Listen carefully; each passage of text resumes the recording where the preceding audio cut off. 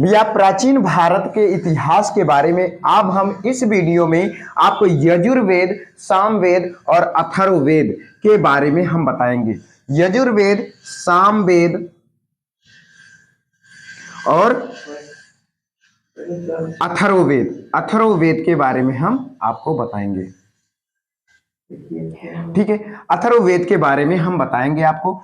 फिर इसके पहले वाले वीडियो में हम आपको ऋग्वेद के बारे में बढ़िया से जानकारी दिए हैं। लेकिन एक बात और, ऋग्वेद में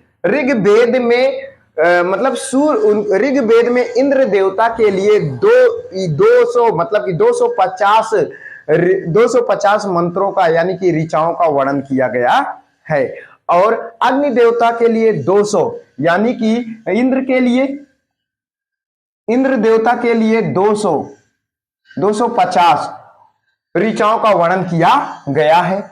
ये ऋग्वेद में है। ऋग्वेद में इंद्र के लिए 250 ऋचाओं का वर्णन किया गया है। और अग्नि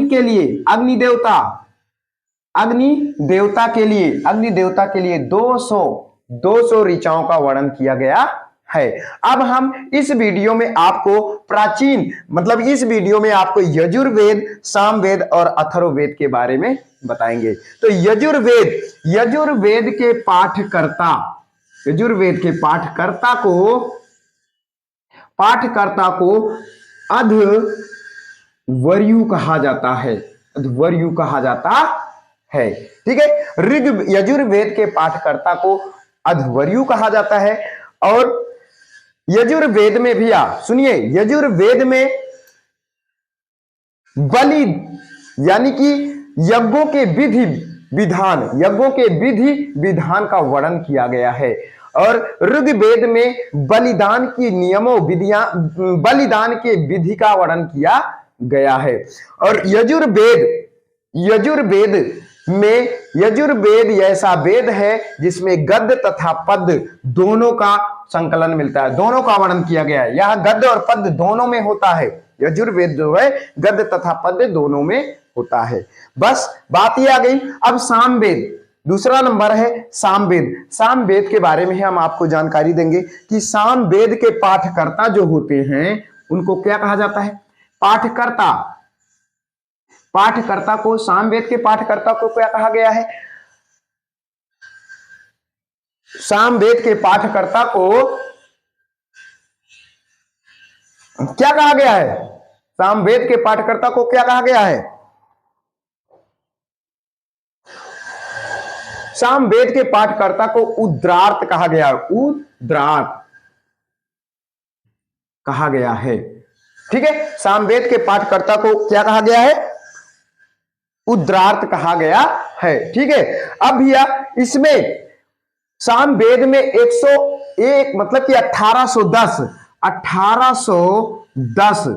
सामवेद में 1810 ऋचाओं का वर्णन किया गया है। यह 10 मतलब कि क्या है, 1810 जो ऋचाएं हैं ये ऋग्वेद से ही लिए गए हैं। ठीक है, सामवेद में 1810 ऋचाओं का वर्णन किया गया है जो कि यह ऋग्वेद से इसको लिया गया है।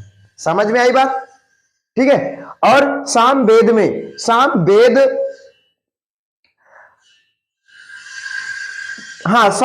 को ध्यान से सुनिए, सामवेद को संगीत का जनक कहा जाता है।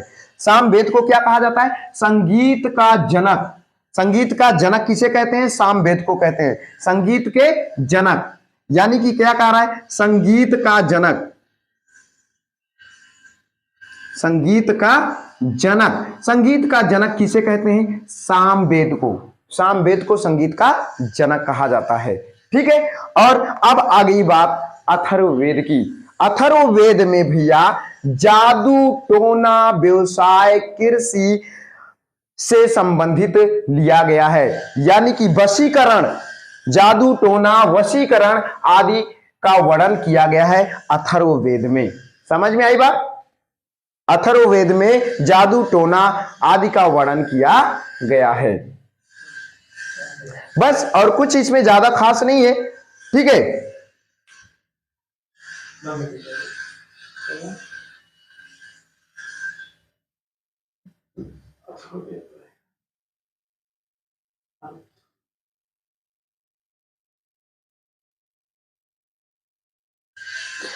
और अथर्ववेद में ध्यान दीजिए, अथर्ववेद में सभा और समितियां दो पुत्र, सभा और अथर्ववेद में सभा, सभा और समिति, सभा और समिति दो पुत्रियों का वर्णन किया गया है। सभा और समिति दो पुत्रियों का वर्णन किया गया है। और बात यह आ गई, सबसे प्राचीन वेद ऋग्वेद है और सबसे बाद का वेद अथर्ववेद है। अथर्ववेद को माना जाता है। समझ में आ गई बात? ठीक है, कोई दिक्कत किसी को? आगे पे ये मतलब कि इतिहास यानी कि जीके में आपको पूछा जा सकता है किसी भी एग्जाम में, वनडे एग्जाम में, SSC, railway, bank, SSC, GD, आपके किसी भी ऐसे जो वनडे एग्जाम होते हैं, कंपटीशन के जो परीक्षे होते हैं, इसमें ये इससे सवाल जरूर पूछे जाते हैं। ठीक है, आप इसे ध्यान से पढ़िए और आगे कमेंट करिए, शेयर करिए और सब्सक्राइब करिए। हम आपको ऐसे वीडियो लाते रहेंगे। बढ़िया से ध्यान से सुनिए और ध्यान से पढ़िए। ठीक है।